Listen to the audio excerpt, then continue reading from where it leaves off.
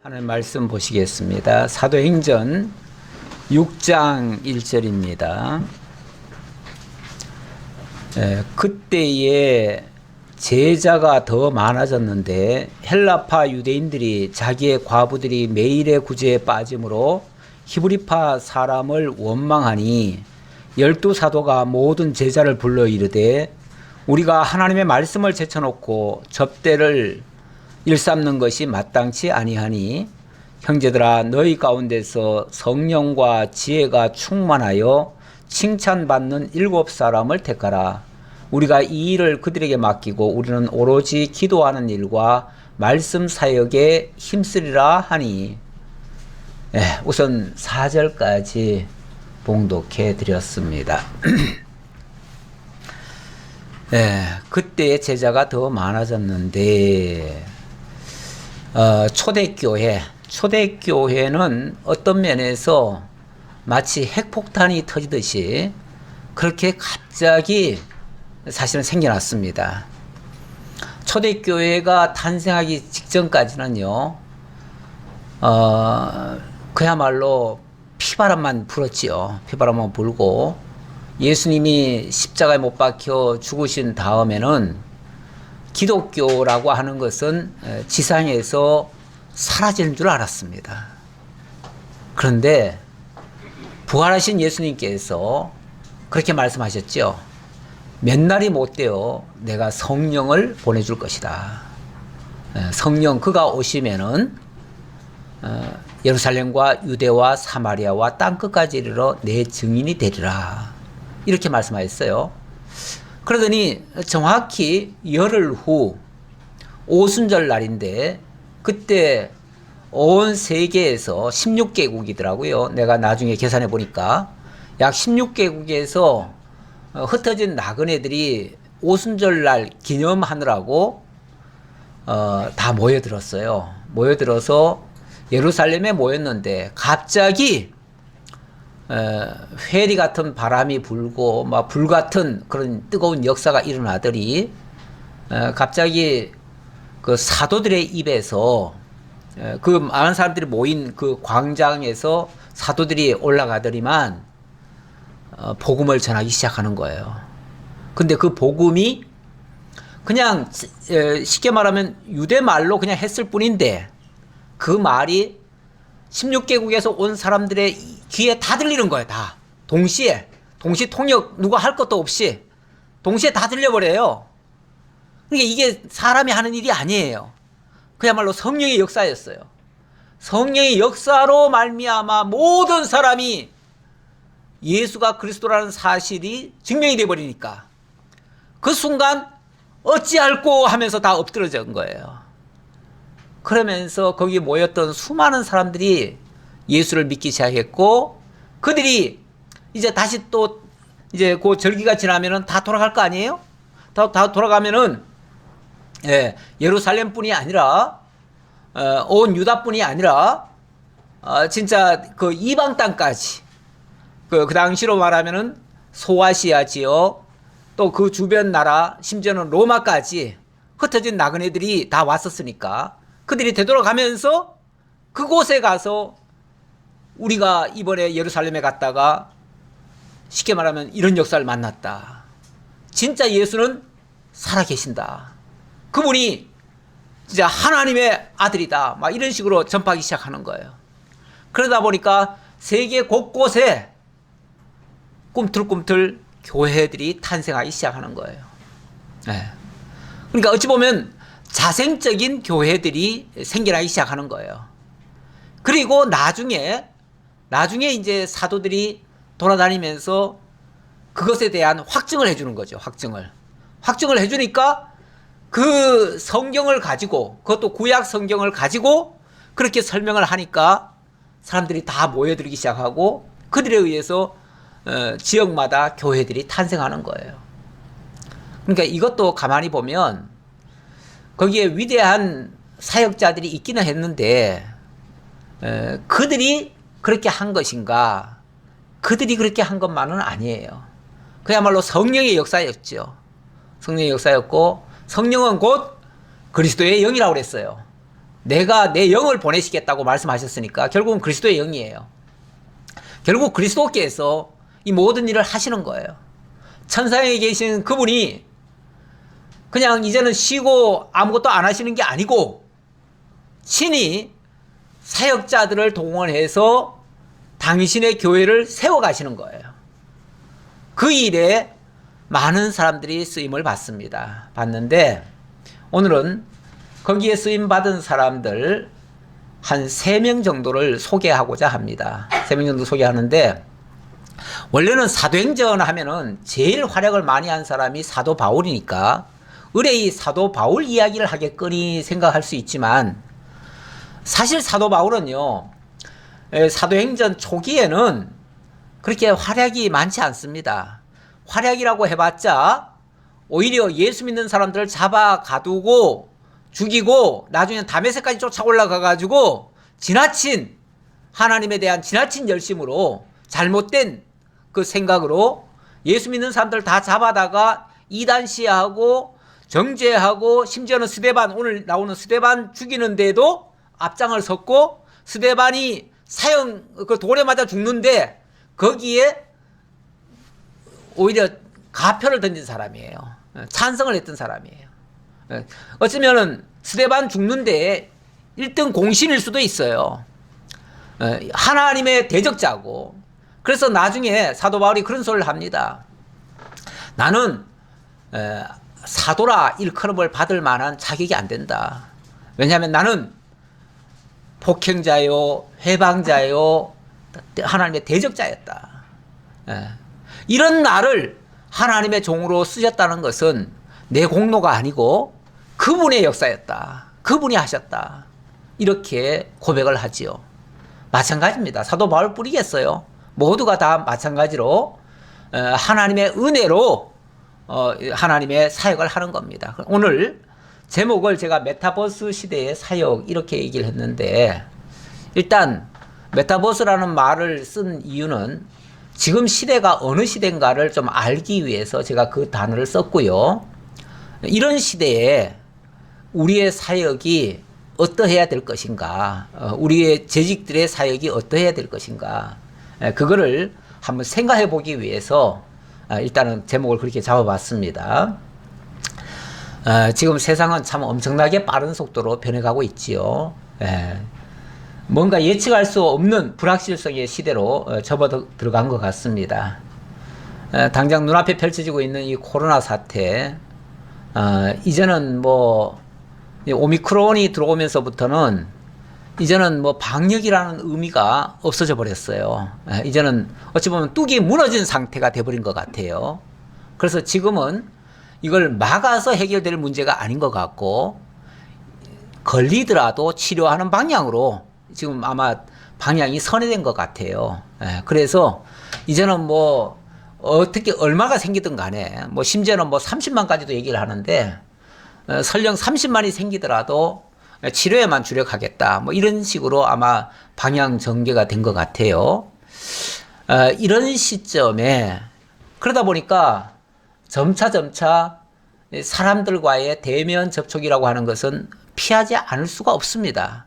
이건 뭐 앞으로는 이제 옛날처럼 그렇게 다정하게 만나고 다정하게 무슨 일을 함께 추진해 가는 것은 어떤 면에서 현실적으로 어렵지 않을까라는 생각도 들어요.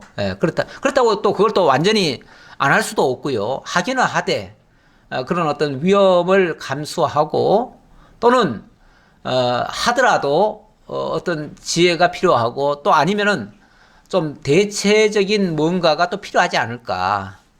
그런 걸로 지금 찾고 있는 것이 어찌 보면 메타버스라고 하는 것이기도 해요. 이 메타버스라고 하는 것은 우리 뭐 그냥 버스 그러니까 저 길거리 돌아다니는 버스를 생각하지만 그런 버스는 아니고요. 원래 메타라고 하는 단어와 유니버스라고 하는 단어의 합성어예요. 유니버스라고 하는 거는 원래 이제 우주 또는 이 세계라는 의미가 있어요. 그런 의미가 있고 결국 이제 세계라는 뜻이고요. 메타라고 하는 것은 어떤 사람들은 자꾸 뭐 가상 얘기하는데 원래는 초월적인 또는 그 이상의 그 다음을 얘기하고 지금과는 전혀 다른 세계에 그런 그게 이제 결국은 가상일 수도 있지만 초월적인 것도 있지만 우리는 뛰어넘는다는 의미로 사실은 이해를 했습니다. 사실 이 메타라는 단어를 우리는 진작부터 썼어요. 언제부터 썼냐면은 지금으로부터 한 10년 전부터 우리는 메타 신학 연구회라고 하는 걸 만들었었어요. 그래가지고 이제 다음 주면은 또 메타 그 성경 신학, 메타 신학 세미나를 우리 할 거예요. 우리 목회자들끼리 할 건데 그때 우리가 쓴 그 메타라고 하는 용어는 뛰어넘어라는 뜻이에요. 뛰어넘어. 그러면 지금 현재 거보다 더 우월한 그런 의미에서의 신학이란 얘기죠. 지금 기존의 신학이 있는데 그 신학을 뛰어넘어서 우리가 더 우월하게, 더 분명하게, 더 확실하게 우리가 신학 체계를 바로 세워보겠다라는 차원에서 우리가 그 신학회를 조직했고 그걸 통해서 우리가 어찌 보면 지금까지 일반 신학자들이 얘기하지 않았던 얘기들을 제가 많이 사실은 찾아내서 그것을 제가 발표하기도 하고 우리 교회에서 지금 사실은 사용하기도 합니다. 어찌 보면 우리가 양대 언약 같은 것도 이거 지금까지 없었던 얘기예요. 어느 누구도 얘기 안 했던 얘기예요. 뭐 비슷하게 유사품으로 제가 만든 게 아니고 의미가 완전히 달라요. 기존에 뭐 언약을 얘기는 했는데 별의별 언약을 다 핵심적인 언약이 뭔지를 그동안 몰랐어요. 몰랐고 전에 우리 강남노에서는 3대 언약이라는 표현을 썼는데 3대 언약이라고 하는 것도 사실은 너무 지엽적으로 얘기한 거예요. 왜 그러냐면 생육 번성하라, 땅을 정복하라, 다스리라 이게 3대 언약이다 그랬는데 아니 어떻게 성경에 생육 번성, 땅 정복, 다스림 이것만 있습니까? 그것만 얘기한다면은 그거는 그 나라의 3요소죠. 나라의 3요소니까 결국은 나라 얘기만 한 거예요. 맨날 나라만 얘기만 하다 보니까 하나님의 의에 대한 하나님의 그 정말 참 의로운 역사 섭리에 대해서는 얘기도 없었던 거예요. 그러니까 뭐 구속에 대한 것도 굉장히 희미해져 버렸고 그러다 보니까 하나님이 의롭게 하시는 거에 대한 것이 너무 사실은 그동안 배제가 됐던 거예요. 그래서 제가 저희는 그 메타 신학을 통해서 발견한 것이 최대 발견한 것이 그 양대 언약입니다. 근데 이런 용어가 지금까지 써보질 않았기 때문에 사람들이 제가 그런 얘기를 혹시라도 하면 생소해해요. 사실은 제가 그것을 우리 교회에서 한 10년 전에 거기 여름 수양에 가가지고 제가 처음으로 그걸 발표했습니다. 그때 로마서를 제가 강론을 하면서 로마서를 전체를 하면서 그때 제가 양대 언약을 얘기했어요. 처음으로 얘기했어요. 그런데 그때 이제 어느 한 분이 딱 듣고는 다르네? 그러시더라고요. 제가 그거 잊혀지질 않아요. 다르네? 목사님이 뭐 달라졌네? 이 얘기죠. 지금까지 안 하던 얘기를 하니까 생소한 거예요. 그래서 뭔가 거부감이 1차적으로는 들었던 것 같아요. 그랬다가 이제 말씀 다 듣고 나서는 이해를 하셨는데 처음에는 그렇게 반응을 하시더라고요. 그렇습니다. 뭔가 이 뛰어넘고 초월하고 뭔가 새로운 것 같은 거는 생소합니다. 생소한데 어차피 시대가 그런 시대로 접어들었어요. 그러니까 여기는 이제는 피할래야 피할 수가 없어요. 그렇죠? 이 메타버스 시대에 들어와 버렸어요. 우리가 어느새 들어왔어요. 그런데 이제는 삶의 전반적인 영역에 이제 메타버스가 다 적용될 거예요. 그래서 어느 교회는 발빠른 어느 교회는요 메타버스 교회를 만들었어요. 이미 만들었어요. 그 교회는 메타버스 교회를 만들어 놓고 교인들 쉽게 말하면 교회 올 필요 없다는 거야. 그러면서 각자 자기 있는 처소에서 어떤 딱 연결만 해놓으면은 마치 자기 TV 화면에서 전체 교회에 들어와 있는 것처럼 그게 이제 가상세계죠. 그 가상세계인데 거기가 바로 옆에 성도들이 내 옆에 있던 교인들이 내 옆에 진짜 그 화면 속에 옆에 와 있는 거예요. 와 있어가지고 내가 얘기하면 이쪽으로 향해서 얘기하면 그 사람도 나한테 얘기를 하는 거예요. 그 가상이지만 실제처럼 하는 거예요. 실제처럼. 그러니까 이게 착각이 될 정도죠. 근데 엄밀하게 말하면 가상이죠. 엄밀하게 말하면 가상인데 마치 실제인 것처럼, 그러니까 예배도 가능해지고 이제 다 가능해진다는 얘기예요. 그걸 앞으로 이제 꿈꾸면서 그렇게 하겠다라고 지금 아예 선언을 해버린 교회가 있는데, 저는 그렇게까지 가는 거는 좀 아닌 것 같고, 그러나 필요할 때 그렇게도 쓸 수는 있겠다. 쓸 수는 있겠다 하지만은 그 아예 그렇게 가버리는 건 또 아니죠. 그렇게 가버린다면은 정말 이건 심각하고 이건 진짜 가상이 돼버리죠. 이번에는 대통령 그 후보에 나선 사람들도 AI 땡땡땡으로 자기를 이렇게 소개하는 사람들이 있더라고요. 그러면서 뭐 질문을 하면은 자기가 답변하는 게 아니라 AI가 대답을 하는 거예요. 근데 얼굴은 자기 얼굴이야. 목소리도 자기 목소리야. 그런데 AI예요. 그거는 이제 가상이죠. 가상이고 엄밀하게 말하면 그건 사기예요. 엄밀하게 말하면 사기예요. 왜? 자기가 하는 게 아니잖아. 자기 답변하는 게 아니에요. 그냥 참모들이 거기에 대해서 그냥 답변을 해주는 건데, 그거를 자기 얼굴로 가상을 해가지고 지금 얘기하는 거거든요.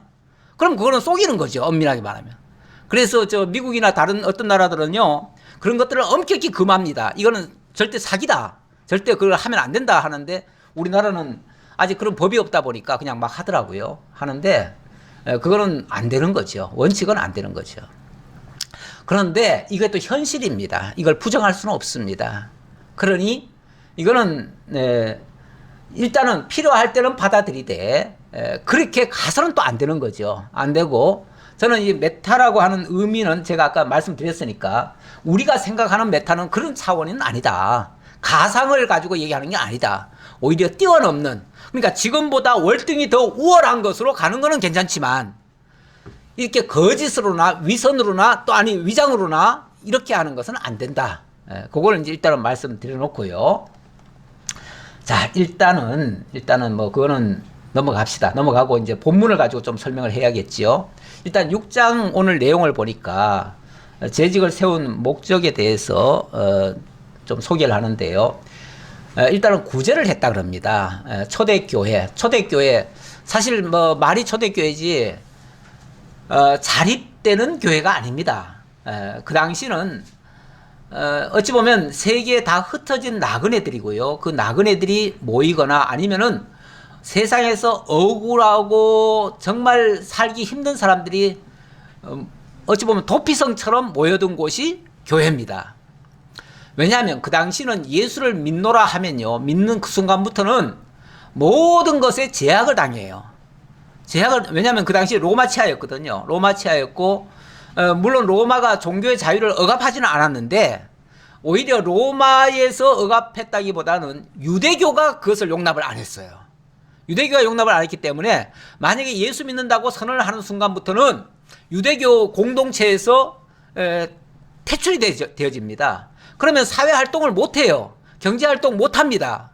그러면 그들이 모여든 그곳은 어찌 보면은 다 도망쳐 나온 사람들과 같아요. 그런 사람들이 당장 뭘 먹고 삽니까? 어떻게 삽니까? 그런 사람들에게 구제를 할 수밖에 없어요. 그 당시 시점이. 구제를 해야 되는데, 구제라고 하는 거는 어디서 뭐 저절로 납니까? 거기에 많은 물질이 또 투자돼야 되고, 거기에 많은 사람들의, 많은 성도들의 또 희생이 따라주는 거예요. 거기에 대표적인 사람이 오늘 이따가 이제 나오는 바나바. 이 바나바 이야기부터 먼저 조금 드려볼게요. 바나바는 그 4장에 보면은 이런 말이 나옵니다. 4장 36절에 보면, 구브로에서 난 레위족 사람이 있으니 이름은 요셉이라. 사도들이 일컬어 바나바라, 번역하면 위로의 아들이라 하니 그가 밭이 있음에 팔아 그 값을 가지고 사도들의 발 앞에 두니라. 이 바나바라는 사람, 우리는 바나바가 이름인 줄 알잖아요. 근데 이름이 아니고 원래는 구브로에서 태어난 레위족이에요. 레위족이고 그러니까 흩어진 나그네 중에 한 사람이에요. 그런데 이 사람이 예수를 믿고 난 다음에 감동이 됐는지 자기의 전 재산을 다 판 거예요. 그래가지고 교회에다 낸 거예요. 그러니까 그 당시 그렇게 어려운 교회에 큰 위로가 된 거예요. 큰 위로가 돼서 사도들이 그 사람을 가리켜서 뭐라고 표현을 했냐면 너는 정말 하나님이 주신 위로자다. 이제 그런 뜻으로 얘기를 한 거예요. 그래서 위로의 아들 이렇게 얘기를 했어요. 먼저 성경에는 위로라고 얘기하지 않고 권위자 이렇게 얘기했어요. 권위자 이렇게 얘기를 했는데 하나님께로부터 그 위로의 권한을 받은 사람이다. 이제 그런 의미예요. 예. 저는 권사라는 말이 거기서 나온 말이 아닐까라는 생각도 들어요. 예. 그건 제 그 개인적인 생각이에요. 예. 그런데 어쨌든 이 사람이 그런 희생을 함으로써 바나바라고 하는 이 이름이 붙은 거예요. 어찌 보면 별명이죠, 별명이에요. 그때서부터는 이 사람이 요셉이다 이렇게 부르지 않고, 요셉은 아주 흔한 이름이잖아요. 그렇게 부르지 않고 어디 가든지 다 바나바라고 그랬어요. 그래가지고 이런 식의 사람들이 꽤 있었던 것 같아요. 이런 식으로 하니까 그 초대교회를 다 살린 사람이에요, 그 사람이. 그러니까 엄청난 큰 희생을 함으로써 교회가 살아난 거죠. 그래서 교회가 큰 위로를 받았다. 이제 그런 의미라고 볼 수 있고요. 자, 다시 그 이제 본문으로 와서요. 일단은 제가 그 교회가 할 일, 첫 번째는 서로 사랑하는 일이다. 그래서 구제라고 하는 것도 단순히 구제가 목적이 아니고 이 사랑을 위해서 하는 수단이 구제라고 하는 거였어요. 그러니까 교회가 사랑이 있다 없다 어떤 면에서 그 교회가 이제 사랑을 하는 게 어찌 보면 교회의 본질 같은 거예요. 함께 하나님의 사랑을 입은 사람들이 함께 서로 사랑하기 위해서 모인 장소예요. 이 교회라고 하는 곳이. 그러니까 성도가 서로 어려우면 서로 돌아보는 것이 당연한 것이고, 당연히 어려움이 있을 때는 물질로도 사실은 제공할 수도 있는 거예요. 그게 무슨 교회가 할 일이냐? 물론 구제하는 일이 교회 할 일은 아니에요. 구제하는 일이 교회 할 일은 아닌데, 그러나 사랑하는 일은 맞아요. 그렇죠? 사랑하는 일은 맞고, 사랑을 하려다 보니까 필요에 따라서는 구제도 하게 된다.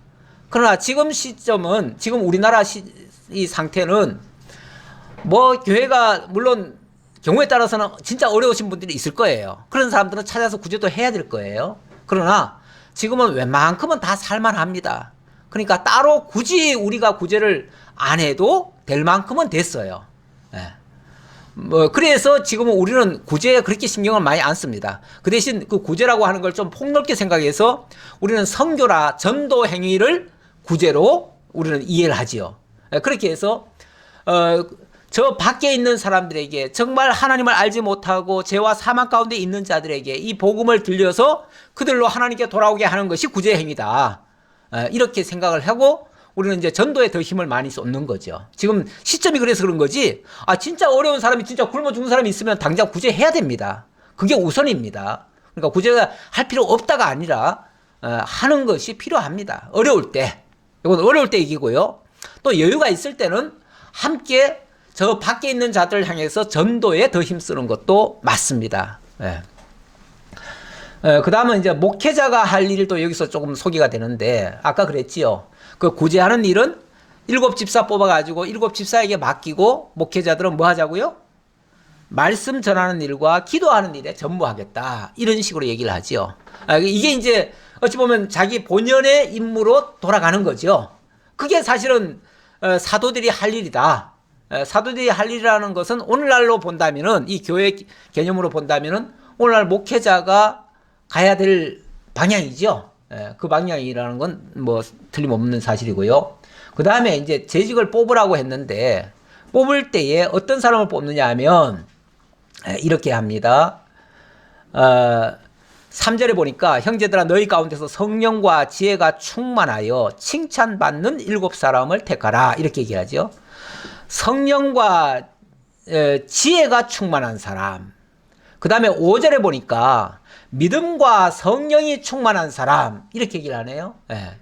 믿음이 충만한 사람, 성령이 충만한 사람, 지혜가 충만한 사람, 말씀이 충만한 사람, 사실은 뭐 다 같은 얘기예요. 다 그게 연계가 돼 있어요. 그러니까 말씀이 충만한 사람이 지혜와 지식도 충만하고, 지혜와 지식이 충만한 사람이 믿음도 강건한 거죠. 다 연계가 돼 있는 거죠. 그래서 이 교회가 직임자를 세울 때 사실은 굉장히 조심을 해야 되는데, 그래서 그 디모데전서에 보면은 새로 입교한 자도 말지니 뭐 이런 표현도 써요. 그 말은 연조가 짧으신 분들은 아무래도 우선은 신앙이 좋다고 하지만 진짜 그 뿌리가 얼마나 깊은지를 잘 모르잖아요. 뿌리가 얕으신 분들은 무슨 바람이 한번 휙 불면은요, 뿌리 얕은 나무는 넘어져요. 그러니까 어떤 문제가 있을 때에 상처가 되거나 그걸 이기질 못해내요. 그런데 교회 생활이라고 하는 거는요, 여러 사람이 모인 곳입니다. 그러다 보니까 별의별 사람이 다 있어요. 여기에 꼭 이렇게 정말 하나님 앞에 헌신하고 희생하고 봉사하고 이렇게만 정말 성령이 충만한 사람들만 모인 게 아니고, 경우에 따라서는 정말 교회를 어렵게 만드는 사람들도 있을 수가 있어요. 그런데 만약에 믿음이 부족하거나 말씀이 부족하거나 이러면 해석을 못해요. 해석을 못하면 그것 때문에 상처가 되고 그것 때문에 넘어져요. 근데 그런 사람들이 지도자로 안 있을 때는, 재직으로 안 있을 때는 큰 영향이 없어요. 근데 재직으로 있다가 만약에 그렇게 넘어지는 일이 발생해버리면은 이건 전체 교회에 지나친 아주 큰 영향을 끼쳐요. 이게 이제 큰 문제가 될 수 있는 거죠. 그래서 정말 심사숙고해서 재직을 세우라 그러는데, 그래서 요즘 교회들은 그래서 이제 서리 제도를 둡니다. 서리 제도. 서리 제도는 이거는 어찌 보면 연습 삼아 하는 거예요. 그래서 완전한 이제 안수를 해서 집사를 세우는 게 아니라 서리 집사를 일단 1년직으로 하게 하고, 그 다음에 이제 1년직에서 정말 잘하시고 틀림없이 문제가 없다 싶으신 분들을 나중에 이제 안수를 해서 정식 안수 집사를 주시죠. 여기서 말하는 이 집사, 7 집사는 안수 집사를 얘기하는 겁니다. 오늘날로 말하면. 어찌 보면 오늘날에 장로와 이 안수 받는 분들이 장로와 집사거든요. 근데 그게 이제 역할이 조금씩 달라서 그렇지, 오늘날로 말하면 장로와 집사를 다 묶은 거나 똑같아요.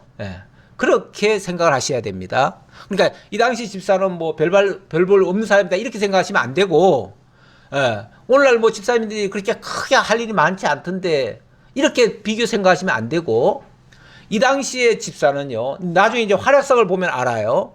이분들이 그 장로의 역할, 집사의 역할 다 합니다. 그러니까 말씀 가르치는 일도 하고 심지어는 세례 주는 일까지도 합니다. 그 원래는 장로가 하는 일이거든요. 근데 그 일까지도 합니다. 그러니까 뭐 교회 세우고 뭐 이 모든 일을 다 도맡아서 해요. 자, 이렇게 세우고 나니까 7절에 하나님의 말씀이 점점 왕성하여 예루살렘에 있는 제자의 수가 더 심히 많아지고 허다한 제사장의 무리도 이 도에 복종하니라. 이렇게 하니까, 이렇게 이게 이제 질서가 세워진 거 아닙니까? 이렇게 이제 조직 질서가 세워지니까 교회가 더 왕성해지더라 그 말이죠. 그러니까 교회가 원래는 교회도 그래서 질서를 세워야 됩니다. 질서를 세우기 위해서 어찌 보면 오늘날 교회도 집사, 장로를 세우지요. 그게 이제 질서를 세우기 위해서 하는 겁니다. 당연히 세울 때 주의해야 된다는 것도 아울러 말씀드리고요. 자, 그러면은 이제 이렇게 해서 세워진 스데반 집사가 어떻게 했는가? 제가 첫 번째는 진리 사역이다 이렇게 얘기를 했어요. 스데반 집사는 정말 말씀을 잘 알았던 사람 같아요. 이제 내용을 보면 이제 6장 후반부부터 해가지고 7장까지 얘기를 하는데, 이 스데반의 입에서는요 정말 하나님의 말씀이 성경 창세기부터 정말 말라기까지 쫙 깨고 있습니다. 쫙 깨고 그 내용을 정말 빈틈없이 설명을 하는데, 거기에 항변을 못합니다. 아무도 항변을 못해요. 항변을 못하는데, 왜 그런 말이 있죠. 말은 맞는데 동의는 못하겠다. 그럼 어떻게 하죠? 말로는 못 이기니까 죽여버리죠. 죽여버려요. 그래서 말로 못 이기니까 이 사람들이 어떻게 하냐면 스데반을 제거해야 되겠다. 그래서 돌로 쳐 죽여요. 그래서 스데반은 정말 말씀은 잘 깨달았고 정말 말씀 잘 전했어요. 그런데 안타깝게도 돌에 맞아 죽지요. 돌에 맞아 죽어요. 그래서 집사 되자마자 어찌 보면 순교를 하고 말아요. 이건 엄청난, 교회로서는 엄청난 큰 손실 같은데, 사실은 이게 이제 그냥 손실만이 아니고, 이런 희생의 피 위에 교회가 또 확실하게 또 세워져 가는 겁니다. 이렇게 정말 피를 흘리기까지 말씀을 전했는데, 그 말씀이 그냥 사라지겠어요? 나머지 성도들이 그 말씀을 더 확실하게 부여잡는 거죠. 그리고 그 말씀 가지고 정말 그렇게 또 전하게 되는 거죠. 그래서 어찌 보면 스데반은 짧고 굵게 산 사람이에요. 짧고 굵게 확실하게 정말 진리의 말씀 분명하게 전해놓고 정말 부인할 수 없는 말씀으로 확증을 해놓고, 진리 확증이죠. 진리 확증을 해놓고, 그리고 그는 장렬하게 정말 주님 품에 안겼습니다. 그러니까 이 스데반에게는 후회나 아쉬움이 없어요. 그래서 스데반의 얼굴에 돌로 쳐 죽이는데 스데반의 얼굴이 해와 같이 빛났대요. 정말 아우라가, 오늘날로 말하면 아우라가 쫙 보인 거예요. 그러면서 영광 중에 계신 주님이 정말 손짓을 해서 고생했다, 나와 함께 편히 여기 있자 하고서 불러가신 거예요. 그렇게 보는 거예요. 예. 성경이 그렇게 설명하고 있는 거예요. 그래서 스데반은 정말 믿음이 아주 충만했던 사람이고, 권능이 또 충만했던 사람이고, 진리에 대한 확신이 있었던 사람이고, 이 진리의 확증을 통해서 복음의 진보가 확실하게 늘어난 그런 케이스가 됐습니다. 전체 교회를 위해서 큰 희생을 한 사람이죠. 어찌 보면 기독교에 큰 귀감이 되기는 하는데, 개인적으로는 정말 큰 아픔인 거죠. 아픔인데, 그러면서도 마음껏 그 형제들을 사랑하는 모습, 그 동족들을 사랑하는 모습, 거기다가 또 얼굴은 그렇게 해와 같이 밝은 그 소망의 모습이 보였어요. 그러니까 어찌 보면 이 스데반을 보면서 예수님의 얼굴이 보이는 거예요. 그래서 스데반은 곧 부활하신 예수님이 그와 함께한 모습이다, 이렇게 볼 수 있어요. 예수님도 사실은 진리를 죽으신 거 아닙니까?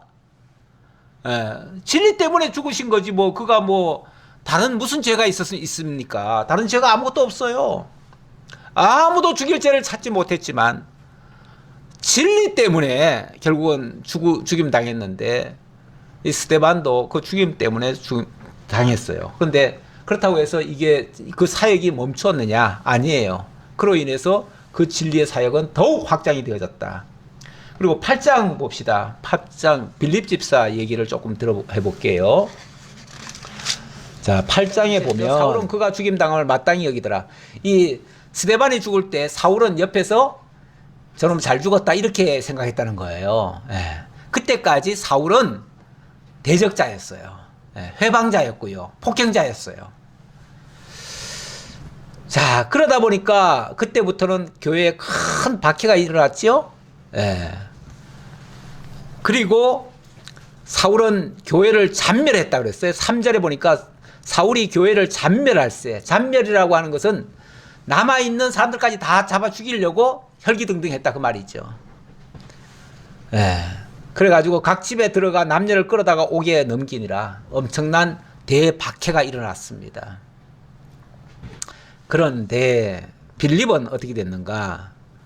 4절, 그 흩어진 사람들이 두루 다니며 복음의 말씀을 전할세. 그렇다고 해서 복음을 멈춘 게 아니고 흩어가면서 복음을 전했다는 거죠. 빌립이 사마리아 성에 내려가니, 어찌 보면 이 사마리아 성이라고 하는 곳은 영향이 미치지 않는 곳이에요. 그쪽으로 어찌 보면 피신한 거나 마찬가지예요. 근데 거기 가서 사마리아 사람들에게 복음을 전했는데, 어찌 보면 예수님 말씀대로 된 거죠. 예수님 말씀이 뭐라고 그랬습니까?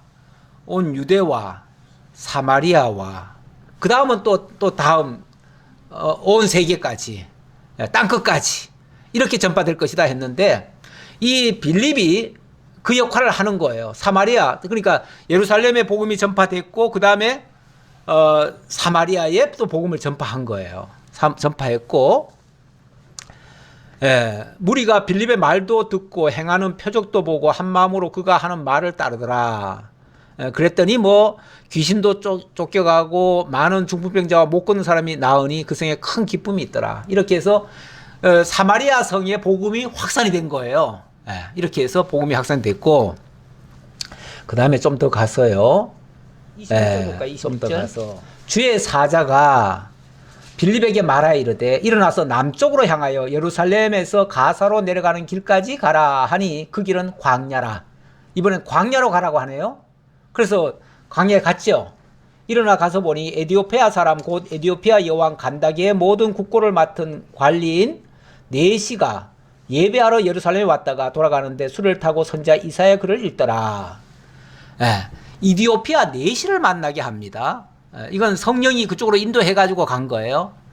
이디오피아 네시를 만나가지고 성경 이사야를 읽고 있길래 성령이 빌립더러 이르시되 수리로 가까이 나가라 하시거늘 빌립이 달려가서 선지자 이사야 글을 읽는 것을 듣고 말하되 읽는 것을 깨닫느냐 대답하되 지도해 주는 사람이 없으니 어찌 깨달을 수 있느냐 하고 이제 같이 앉았죠. 그리고 이제 이사야 53장을 쭉 같이 읽었어요.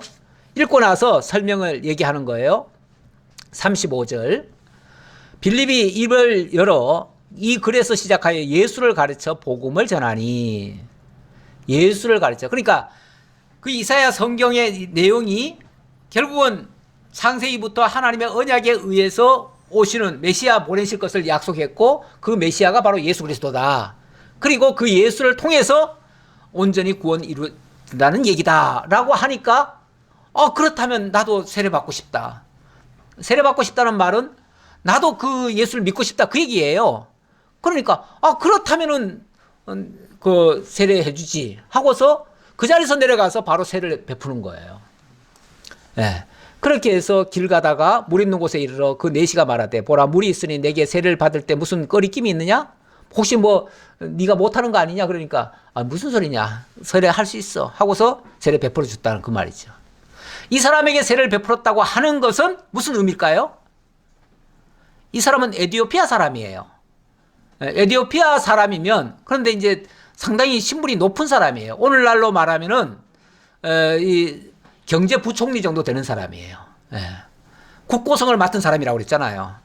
그러니까 에디오피아의 국고성을 맡은 사람이 예수를 믿게 됐어요. 그리고 이 사람이 나가서 그 지역에 돌아갈 거 아니에요. 돌아가면은 거기서 뭐 해요? 복음을 전하지요. 에디오피아는 어찌 보면 여기서부터 한참 멀리 떨어져 있는, 지금으로 말하면 옛날 그 구스라고 하는 그 지역인데 애굽 그 밑에 있는 나라예요. 그런 나라인데 그런 나라, 지금의 예멘 지역이에요. 그 지역까지 복음이 전파된다고 하는 것은 땅끝까지 복음이 전파되게 하시는 하나님의 역사인 거예요. 우리 하나님 이렇게 예수님의 말씀대로 복음을 땅끝까지 전파하는데 이 빌립 집사가 쓰임을 받았다 그 말이에요. 그리고 21장 8절에 보면은 이 빌립은요 그의 딸들이 4명이나 있어요. 4명이 있는데 거기에 그 자녀들을 전부 다 말씀으로 양육을 해가지고 사도 바울을 향해서 예언을 하게 만드는 그런 모습이 나옵니다. 그리고 보면 말씀으로도 잘 양육했다. 이걸 볼 수 있어서 제가 이걸 곁들여 놨습니다. 그래서 빌립은 이렇게 그 하나님 나라와 예수 이름을 전도했다는 말씀, 그리고 선교 사역으로 세례를 베풀었다는 말씀, 그리고 자녀를 말씀으로 잘 양육했다는 말씀, 이렇게 제가 정리를 했습니다. 자, 그래 놓고 자 이제 바나바 이야기 좀 하겠습니다. 바나바의 그 본명은 요셉이라는 걸 아까 말씀드렸고요. 27절 볼까요? 27절.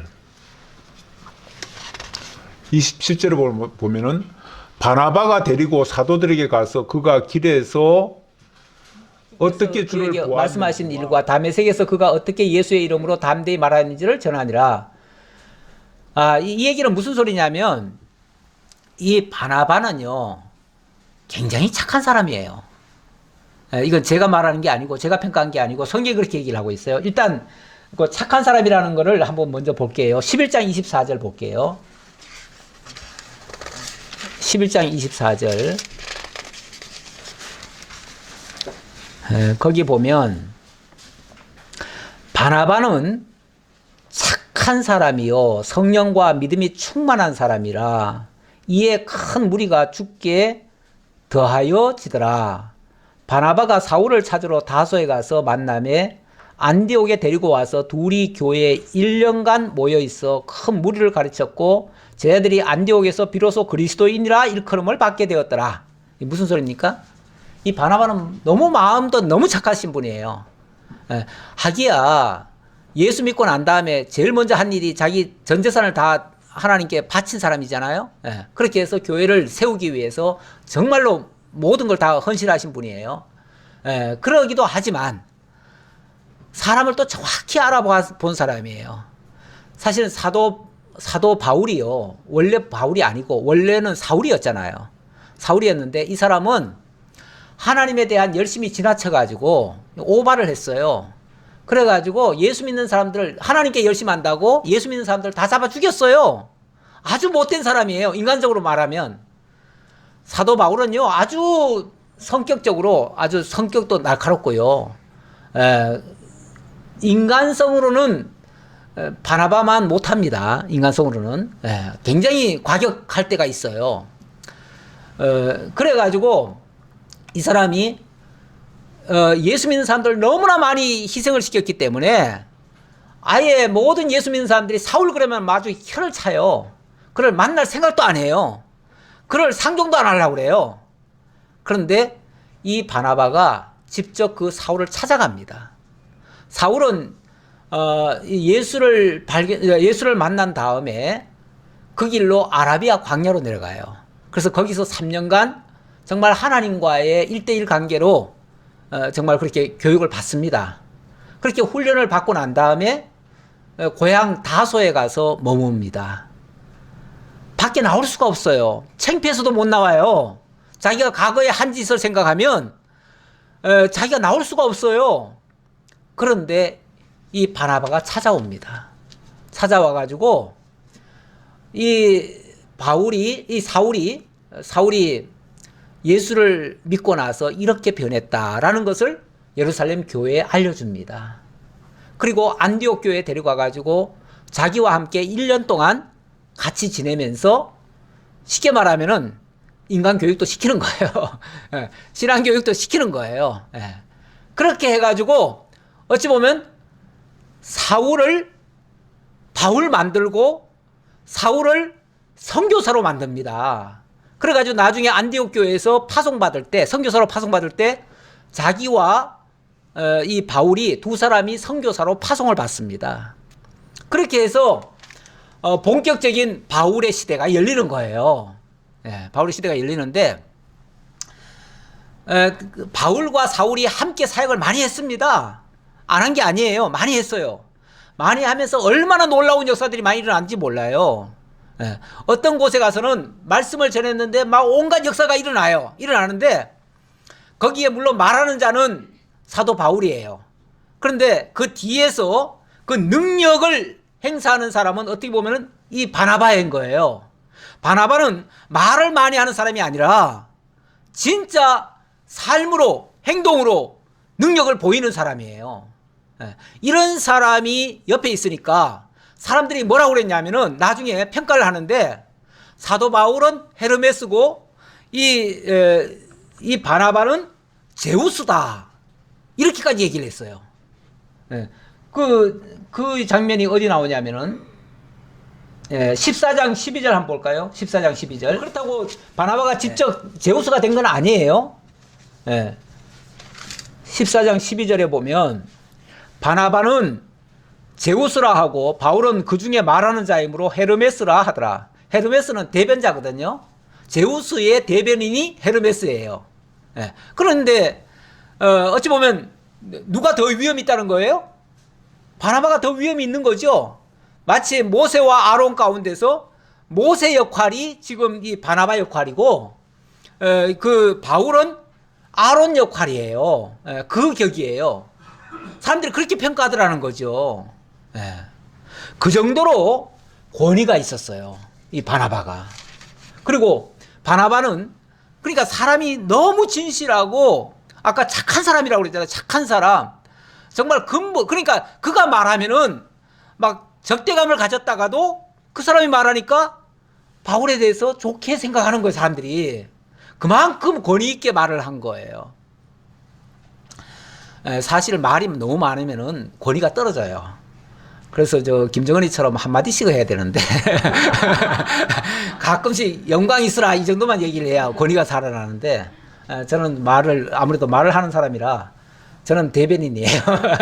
그래서 하나님을 대변하고 있는 중이라 저 말을 많이 할 수밖에 없는데, 그래서 권위는 안 보여요. 그러나 필요하지요. 필요한데 어쨌든 이렇게 사역을 하면서 나중에는 같이 이렇게 큰 사역을 많이 하다가 나중에는 사소한 그 바나바의 생질 마가 데려오는 문제 때문에 바울하고 의견이 충돌이 일어나죠. 그것 때문에 나중에 거기서 갈라져 가지고 바울과 바나바가 따로 사역을 합니다. 나중에 이 바나바는 자기 고향 키프로스로 돌아갑니다. 구브로 섬으로 돌아갑니다. 돌아가서 거기서 순교를 당합니다. 순교를 당하고 바울은 이제 로마까지 여행을 하는 바람에 4차 전도 여행까지 가지요. 그래서 바울이 훨씬 더 많은 것 같지만 사실은 이 바나바의 역할이 더 큽니다. 왜냐하면 그래서 어떤 사람이 그런 얘기를 해요. 바나바 없는 바울은 없습니다. 그렇죠? 바나바가 없었다면 바울도 없는 거예요. 바나바 때문에 바울이 있었던 거예요. 어찌 보면 바울이 바울 되기까지는 이 바나바의 역할이 훨씬 더 컸고요.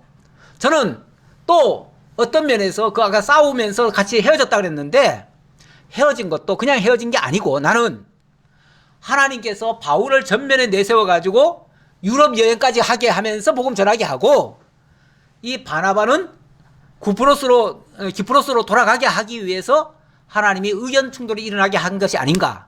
그러면서 동시에 바울을 전면에 하나님이 세우고 자기는 뒷면으로 빠진 게 아닌가. 이런 생각이 듭니다.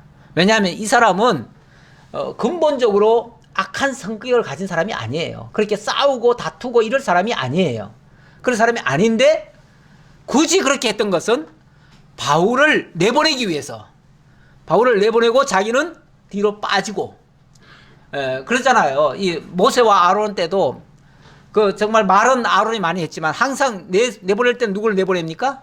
모세를 내보내죠. 모세를 내보내기 위해서 그렇게 하는 거죠. 이렇게 역할 분담을 했다. 그렇게 이해하시면 되겠습니다. 그런 면에서 이 바나바의 사역은 굉장히 위대했다. 이렇게 보여지고요. 어찌 보면 그래서 이 사도행전을 통해서 너무 바울에게 초점 맞춰진 것은 옳은 모습이 아니고 오히려 교회가 본받을 것은 이 바나바와 같은 사역. 이 바나바의 사역은 다른 말로 하면은 섬김 사역이다. 이렇게 보여집니다. 그래서 저는 이름을 그렇게 적어 놔봤어요. 섬김 사역이다. 이 교회에서 더 필요한 것은 이 섬김 사역이 아니겠는가라는 측면에서 제가 말씀을 드려봅니다. 자, 어쨌든 그렇게 정말 별 볼 일 없는 사람을 청거해서 하나님의 사람으로 만들기까지 직접 찾아가서 데려오고 남들을 설득해서 그 이해를 시키고 그리고 다른 성도들로 하여금 모두가 협력을 이끌어내고 이렇게 해서 이 바나바가 가서 복음을 전한 곳마다 교회가 흥왕했다는 소리가 있고요. 또 하나 중요한 말이 하나 있어요. 비로소 그리스도인이라 부르더라. 그러니까 이 바나바가 복음을 전하면은 교회가 바뀌어요. 교회 질이 바뀌어요. 다시 말하면 성도들이 이기적인 성도들이 아니라 정말 이타적인 성도들로 바뀌는 거예요. 그러니까 사람들이 어떻게 칭송을 하냐면 야, 저 교회 사람들은 진짜 그리스도인다워. 그 말이에요. 그리스도인이라 일컬어지더라 하는 말은 이게 사람들로부터 인정을 그렇게 받더라 그 얘기잖아요. 이게 바나바의 선한 영향력이에요. 사실은 어찌 보면 사도 바울이 복음을 전하는 곳에는요, 곳곳마다 사실 충돌이 일어났어요. 어떤 면에서. 그렇죠? 그래서 사도 바울이 복음 전하고 나면 반드시 뭐가 일어납니까? 분란이 일어나요. 분란이 일어나가지고 막 잡으러 와요. 그러면 사도 바울은 여기 복음 전해놓고 저쪽으로 또 튀어야 돼. 그렇죠? 여러분 나중에 이제 앞으로 사도행전 그 뒤를 한번 읽어보세요. 사도 바울이 복음 전하고 나면 교회가 평안하고 든든히 안정적으로 세워졌더라 이 얘기가 안 나오고 난리가 나요. 난리가. 그러니까 어떤 면에서 안정적이고 평안한 교회가 세워져 가는 것은 이 바나바의 사역이 월등히 더 우월했다. 그러나 하나님은 급하시니까 복음이 땅끝까지 전파되게 하시려니까 사도 바울을 전면에 보내가지고 뭐 하시는 거예요? 복음 전하게 하시는 거죠. 막 그냥 외치게 하는 것이는 거죠. 어찌 보면은 외치는 자도 필요하고 교회를 다듬어가는 자도 필요한 거죠. 교회 일꾼 중에 막 외치는 자도 필요하지만 사실은 교회를 아름답게 만들어가는 목회자도 필요한 거죠. 예. 어찌 보면 바나바는 그런 목회자였다 그 말이죠. 그러니까 오늘날 교회에 더 절실한 것은 이제는 복음 전하는 자도 필요하지만 복음 전하는 것보다도 어떤 면에서 더 양육하고 길러가는 거 이것이 굉장히 소중하다. 저는 이 역할이 어찌 보면 우리 재직들이 이제 해야 될 일이 아닌가라고 생각합니다. 옛날처럼 이제는 막 밖에 나가서 막 무조건 막 예수 천당 불신 지옥 이렇게 외친다고 해서 복음 전파되는 게 아닙니다. 그렇게 전파하면요 사람들한테 감정을 더 자극하고 더 교회에 대한 부정적인 인식만 나올 수도 있어요. 물론 그런 사람도 불필요한 건 아니에요. 필요하니까 하나님이 세웠기는 했을 텐데 그렇다고 무조건 부정하는 건 아닌데 지금 시대 상황이 그런 시대가 아니다 그 말이에요. 지금은 있는 성도들에게 어찌 보면은 편안하고 안전하게 이렇게 양육을 해가야 돼요. 그리고 그런 성도들이 교회에 대한 좋은 이미지를 갖도록 만들어야 돼요. 그렇게 하려면은 이 바나바의 사역이 무엇보다도 소중하다. 물론 뭐 스데반의 그 말씀 확증하는 것도 필요하고요. 빌리처럼 뭐 해외로 나가서 막 멀리 이렇게 전파하는 것도 중요하고요. 하지만 이 교회가 안정적으로 세워져 가는 역할이 매우 소중하다. 그래서 어찌 보면 바나바 사역에 우리가 초점을 좀 맞춰야 되지 않겠나라는 생각이 듭니다. 이 바나바 사역은 크게 말하면 한 세 가지로 생각할 수 있어요. 첫 번째는 동역자를 만드는 겁니다. 아까 직접 찾아가서 데려왔다 그러죠. 자기 동역자를 그렇게 만든 거예요. 오늘날 교회도 어찌 보면 전도라고 하는 개념이 자기 동역자를 만드는 걸로 생각하시면 됩니다. 나와 함께 할 사람, 나와 함께 주님 앞에 가는 그날까지 서로 격려하고 서로 위로하고 서로 도와주며 이렇게 살아갈 나의 동역자 만들기 이렇게 생각하면 그 전도자가 곧 나의 동역자가 되는 거죠. 그 동역자로 생각하고 그리고 데려오고 나서는 그냥 데려놓고만 끝나면 안 돼요. 데려놓고 끝나면요 사람들이 정착이라는 게 안 됩니다. 새로 오신 분들은 굉장히 낯설어해요. 교회에 낯설어하기 때문에 그래서 어떤 분들은 그렇게 얘기를 하더라고요. 이제 통계에 나왔는데 그 교회에 와가지고 최소한 한 7명 정도는 교인들에게 서로 이렇게 연결시켜 줘야 그 사람들이 서로 붙들어주고 그랬을 때는 한 95%의 그 정착률이 있대요. 그렇지 않고 교회를 데려다만 놓고 그냥 그다음부터 신경 안 쓰면은 거의 다 떨어져 나간다는 거예요. 정착률이 없다는 거예요. 이게 이제 어찌 보면 유대 관계 아닙니까? 성도의 교제 아닙니까? 그 교제가 활발하게 일어나고 서로 관심을 갖고 서로 위로하고 격려하고 왜냐하면 신앙생활 하다 보면 분명히 어려운 일을 만나거든요. 만나면 사람들은 되돌아가려고 해요. 그럴 때에 거기에 대한 올바른 해석도 해주고 정말 붙들어주고 위로하고 격려해줘야 나중에 그것을 고비를 잘 이겨내고 정착을 할 수 있는 거거든요. 그러니까 이런 것들이 필요하다. 그래서 이게 바로 변호와 위로 사역인데 바나바가 이 일을 참 잘했어요. 변호사였어요. 어찌 보면 그 위로 오죽하면 위로의 아들이라 표현 됐겠어요. 위로의 아들이라고 별명까지 붙었잖아요. 그리고 이 바나바가 할 적마다 참 그리스도인이 되었다라고 했는데 그러니까 그리스도인이라 칭함을 받았다 그러는데 정말 저 교회는 참 그리스도인들이 있는 곳 같아. 이런 소리 들어야죠. 그런 소리 들었을 때에 그 교회가 평안하고 든든히 안정적으로 세워져 갈 것이다 라는 말씀입니다. 오늘 우리 재직들이 다 이런 쪽으로 방향을 생각하시고 그렇게 좀 힘써 주십사 하는 부탁을 드리면서 오늘 재직기회 세미나의 말씀을 마치도록 하겠습니다. 기도하겠습니다. 아버지 하나님 감사합니다. 오늘도 하나님께서 저희들에게 이 성리로 교회 재직으로 세워주시고 새로운 마음가짐으로 또 2022년도를 시작하게 하시려고 오늘 사도행전의 말씀을 주셨습니다. 이 말씀 잘 마음에 간직하고 올 한 해 동안 이 재직의 사역을 할 때에 이 말씀 명심하고 감당할 수 있는 저희 모두가 되게 하옵소서. 모든 걸 감사드렸고 예수님 이름으로 기도하옵나이다. 아멘.